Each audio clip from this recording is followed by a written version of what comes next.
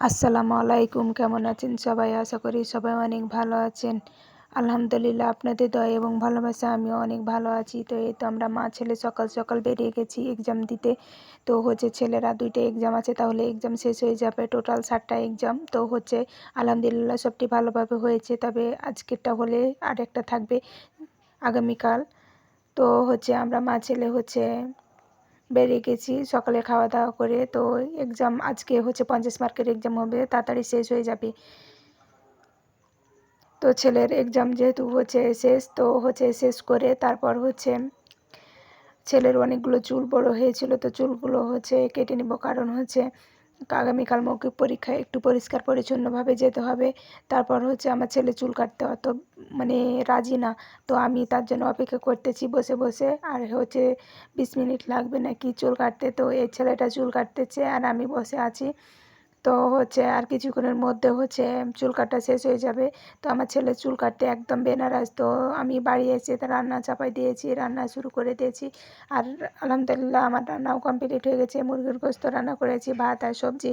তারপর আমি বাড়িঘর পরিষ্কার করে নেব, বিছানাটা ভালোভাবে গুছিয়ে নেব। আসলে এত তাপ আর এত গরম, কি বলবো। আমাদের রাজশাহীতে এত 42 ডিগ্রি সেলসিয়াস তাপমাত্রা। এত তাপমাত্রা প্রতি বছরই আমাদের জেলায় বেশি তাপমাত্রা হয়। সবাই বলে যে আম পাকে, তার জন্য নাকি এটা তাপমাত্রা আম পাকার গরম।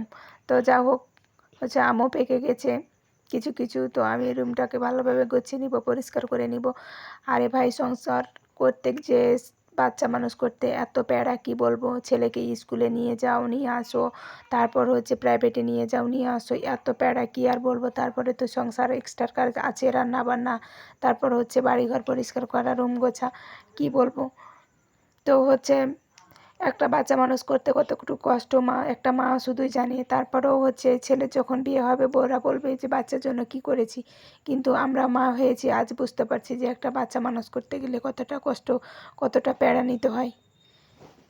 তারপরে আমরা গ্রামের মানুষ, আমরা সকাল 6টায় ঘুম থেকে আমাদের উঠতে হয়। তারপর সকালে নাস্তা করতে হয়। তারপর বাড়িঘর পরিষ্কার, ঘর ঝাড়ু দেওয়া, অনেক কিছু কাজ থাকে।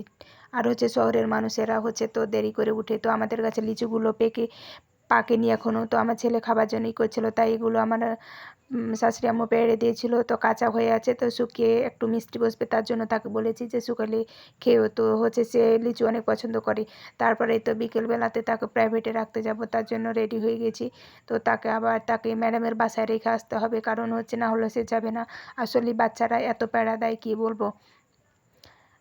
একটা বাচ্চা, ওর আব্বু বলে যে একটা বাচ্চা সামলাতে যদি না পারো, তাহলে কিসের তুমি মা। তা আসলে জানেন, আমি একটা বাচ্চা সামলাতে অনেক হিমশিম খেয়ে যাই।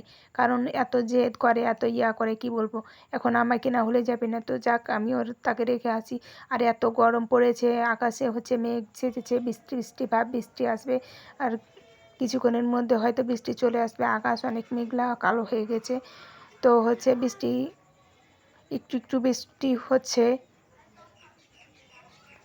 তো এই যে বৃষ্টিতে ফুলগুলো অনেক সুন্দর লাগতেছে। সবুজের মধ্যে সাদা, হোয়াইট কালার, কি সুন্দর, মাশাআল্লাহ, আল্লাহ দান, আসলে সবই সুন্দর। তো ভিডিওটি যদি ভালো লেগে থাকে, অবশ্যই লাইক করবেন, কমেন্ট করবেন এবং শেয়ার করবেন। আমার চ্যানেল